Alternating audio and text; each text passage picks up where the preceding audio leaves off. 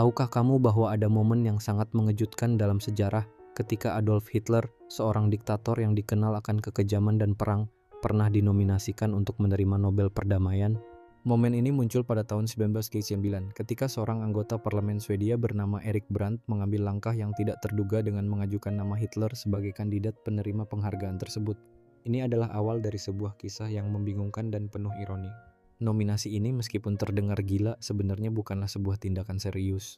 Brandt melakukannya sebagai bentuk sindiran politik yang tajam untuk mengecam kebijakan Inggris dan negara-negara barat yang dianggap terlalu lembek dalam menghadapi agresi Hitler.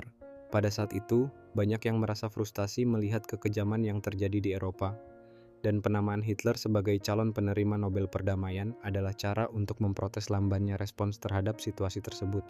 Namun sindiran ini malah berbalik menjadi kontroversi, dan banyak orang mengira hal ini benar-benar serius, sehingga menciptakan kebingungan yang luar biasa.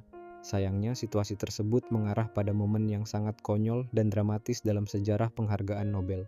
Setelah mendapatkan perhatian besar dari publik, Erik Brandt terpaksa menarik nominasi secara resmi karena dampak negatif yang dapat ditimbulkan. Setelah peristiwa tersebut, dunia pun melangkah menuju Perang Dunia II yang penuh gejolak, sehingga Nobel Perdamaian tidak diberikan pada tahun 1939 hingga 1943, menandakan kekacauan yang terjadi.